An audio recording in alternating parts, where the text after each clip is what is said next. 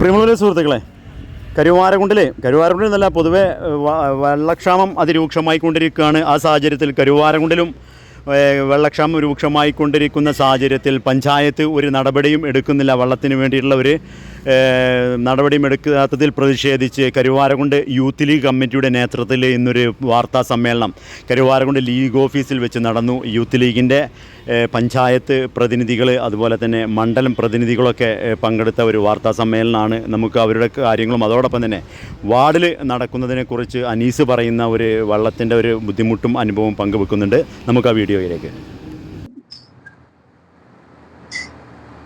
ഇന്ന് ഇത്തരത്തിലുള്ള ഒരു പത്രസമ്മേളനം വിളിച്ചുകൂട്ടാനുള്ള പ്രധാനപ്പെട്ട കാരണം എന്നുള്ളത് സാധാരണ മനുഷ്യന്മാർക്ക് കേരളത്തിൽ വളരെയധികം ദുരിതം അനുഭവിച്ചുകൊണ്ടിരിക്കുക എന്നുള്ള കാര്യത്തിൽ യാതൊരു സംശയവുമില്ല. വരൾച്ച അതിൻ്റെ ഏറ്റവും കഠിനമായ ഘട്ടത്തിലൂടെയാണ് കടന്നു പോകുന്നത്. തൊട്ടടുത്ത നമ്മുടെ എല്ലാ വാർഡുകളിലും കുടിക്കാനോ കുളിക്കാനോ വെള്ളമില്ലാത്ത അവസ്ഥയാണ് വന്നിട്ടുള്ളത്. രണ്ടു നേരം കുളിച്ചിരുന്ന ആളുകളൊക്കെ ഒരു നേരം കുളിക്കുന്ന അവസ്ഥയിലേക്ക് മാറി.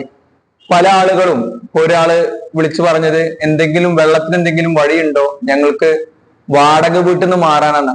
കരുവാരക്കുണ്ടിൽ നിന്ന് മാറി വാടക വീട്ടിൽ പോയി താമസിക്കുന്ന ആളുകള് നമ്മുടെ കരുവാരക്കുണ്ട് പഞ്ചായത്തിലുണ്ട് എന്നുള്ളതാണ്.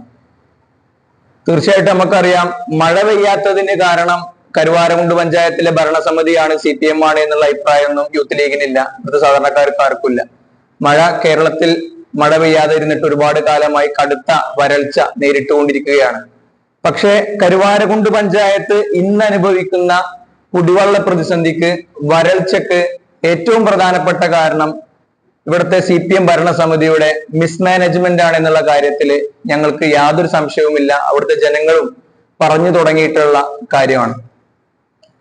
നമുക്കറിയാം, ഇവിടെ കഴിഞ്ഞ ഭരണസമിതിയുടെ സമയത്ത് കൃത്യമായി ആബിദ് അലിയുടെയും അതുപോലെ തന്നെ ഷോക്കർ സാഹിബിന്റെ ഒക്കെ നേതൃത്വത്തിൽ ഇത് മുന്നോട്ട് പോകുന്ന സമയത്ത് ഇവിടുന്ന് ചെറയിൽ നിന്ന് മണൽ വാരാനുള്ള അനുമതി നേടുകയും കളക്ടർ വഴി അനുമതി നേടുകയും അതിന് 1.5 കോടിയിലധികം രൂപ പാസ്സാക്കിയെടുക്കാനുള്ള ശ്രമങ്ങളും നടത്തുന്നുണ്ടായിരുന്നു.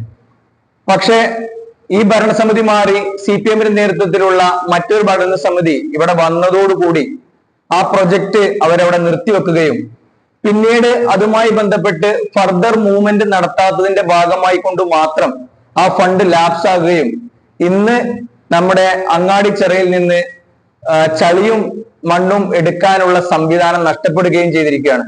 എന്ന് പറഞ്ഞാൽ നമ്മൾക്ക് ഏറ്റവും നന്നായിട്ട് വെള്ളം തരുന്ന സ്രോതസ്സായിരുന്ന, കുടിവെള്ള പദ്ധതിക്ക് ഏറ്റവും കൂടുതൽ ഉപയോഗിച്ചിരുന്ന സ്രോതസ്സായിരുന്ന നമ്മുടെ അങ്ങാടിച്ചിറ അടക്കം നിലവിൽ ഈ രൂപത്തിലാവാനുള്ള ഏറ്റവും പ്രധാനപ്പെട്ട കാരണം എന്ന് പറയുന്നത് നമ്മുടെ ഈ ഭരണസമിതിയുടെ ആദ്യത്തെ വീഴ്ച തന്നെയാണ്. അതിന്റെ ഭാഗമായിട്ടാണ് പയ്യാക്കോട് ഭാഗം അടക്കമുള്ള ഭാഗത്ത് വെള്ളത്തിന് വളരെയധികം കഷ്ടപ്പെട്ട് വരുന്ന അവസ്ഥ ഉണ്ടായിരുന്നത്.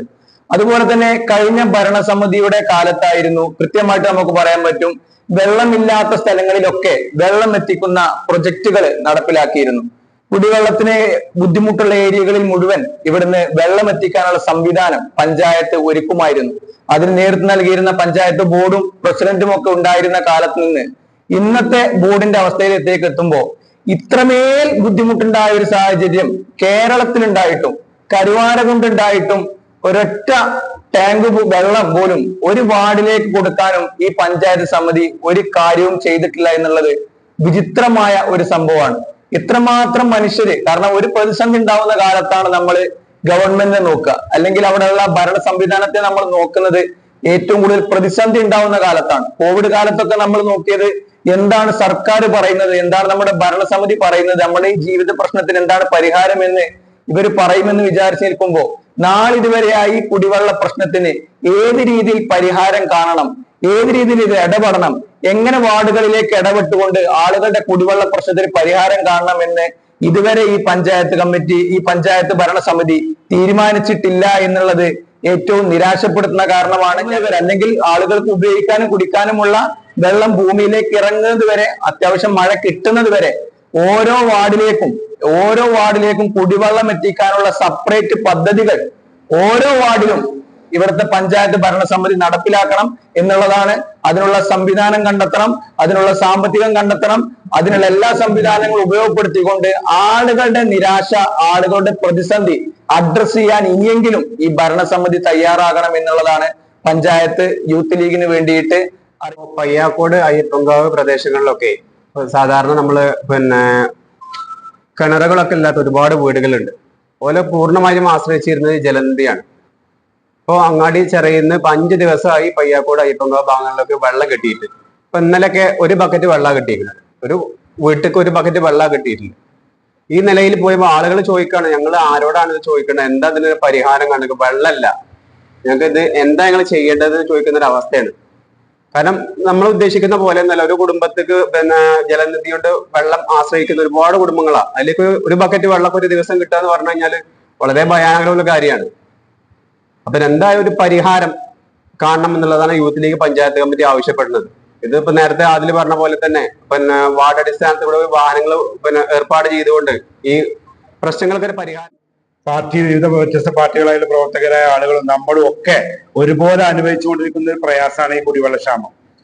അപ്പൊ യൂത്ത് ലീഗിന് ആവശ്യപ്പെടാനുള്ളത്, ഈ വരൾച്ചയെ പ്രതിരോധിക്കുന്നതിന് വേണ്ടി അടിയന്തിരമായി ഒരു വാർഡിലേക്ക് ഒരു വെള്ളവണ്ടി എന്നുള്ള നിലക്ക് ഗ്രാമപഞ്ചായത്ത് ഭരണസമിതി ഉടൻ നിയമിക്കണം. ഒരു വാർഡിലേക്ക് ഒരു വെള്ളവണ്ടി എന്നുള്ള നിലക്ക് അതിന് ഞങ്ങൾ ഗ്രാമപഞ്ചായത്തിന് പ്രതിസ്ഥാനത്ത് നിർത്തുക മാത്രമല്ല, മുസ്ലിം യൂത്ത് ലീഗ് എന്ന ഈ സംഘടന അതിന് വളണ്ടിയർ സേവനം ഞങ്ങൾ ഫ്രീ ആയിട്ട് വേണമെങ്കിൽ അത്തരം കാര്യങ്ങൾക്ക് വിട്ടു നൽകും. ഞങ്ങൾ അത്തരം കാര്യങ്ങൾക്ക് സഹകരിക്കുകയും ചെയ്യും. അതുകൊണ്ട് വളരെ അടിയന്തരമായി എന്ത് ചെയ്യണം, ഒരു വാർഡിലേക്ക് ഒരു വെള്ളവണ്ടി എന്നുള്ള നിലക്ക് പഞ്ചായത്ത് ഭരണസമിതി ഈ വിഷയങ്ങളിൽ തീരുമാനം ഉണ്ടാക്കണം. ഇതില്ലാത്ത പക്ഷം കരുവാരകുണ്ടിലെ പൊതുസമൂഹത്തെ സംഘടിപ്പിച്ച് ഗ്രാമപഞ്ചായത്ത് പടിക്കലേക്ക് വളരെ ശക്തമായ സമരങ്ങള് മുസ്ലിം യൂത്ത് ലീഗ് സംഘടിപ്പിക്കും. ഗ്രാമപഞ്ചായത്ത് ഭരണസമിതി ഈ വിഷയത്തിൽ കുടിവെള്ള വിഷയത്തിൽ കൃത്യമായി ഇടപെട്ടില്ലെങ്കിൽ വളരെ ശക്തമായ സമരങ്ങൾ സൂചിപ്പിക്കും. മാത്രമല്ല, നേരത്തെ അതിൽ സൂചിപ്പിച്ച പോലെ അങ്ങാടിച്ചിറയിലെ മണൽ വാരിയിട്ടില്ല. നമ്മളൊക്കെ ഒരുമിച്ച് കൂടി വിവിധ കക്ഷി രാഷ്ട്രീയ സംഘടനകള്, കുടുംബശ്രീകള്, NRGS യൂണിറ്റുകളൊക്കെ ഒരുമിച്ച് നിന്നുകൊണ്ട് താൽക്കാലിക തടയണകൾ കരുവാരകുണ്ടിൽ നിർമ്മിച്ചിരുന്നു. നമ്മൾ കരുവാരകുണ്ടിൽ എവിടെയെങ്കിലും ഏതെങ്കിലും ഒരു വാർഡിൽ അത്തരത്തിലുള്ള തടയണ നിർമ്മാണം ഈ സമയത്ത് നമുക്ക് കാണാൻ സാധിച്ചോ? ഗ്രാമപഞ്ചായത്ത് ഈ വിഷയത്തിൽ ഇടപെടുന്നില്ല. ഇതിന്റെ ഗൗരവം മനസ്സിലാകുന്നില്ല.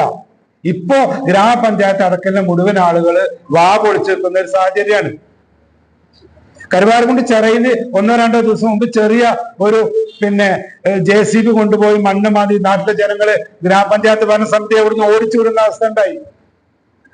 പ്രതിഷേധം പറഞ്ഞ് അന്ന് ഗ്രാമപഞ്ചായത്തിന്റെ ഭരണാധികാരികൾ അവിടുന്ന് പിൻവാങ്ങാണ് ഉണ്ടായത്. ഇത് കരുവാരകുണ്ട് പഞ്ചായത്തിലെ വലിയൊരു പ്രശ്നമാണ്. അടിയന്തരമായി ഇടപെട്ടുകൊണ്ട് ഈ പ്രശ്നത്തിന് പരിഹാരം കണ്ടെത്തിയില്ലെങ്കിൽ വരും ദിവസങ്ങളിൽ മുസ്ലിം യൂത്ത് ലീഗ് ഗ്രാമപഞ്ചായത്തിന്റെ മുന്നിൽ വളരെ ശക്തമായ പ്രതിഷേധം സംഘടിപ്പിക്കും.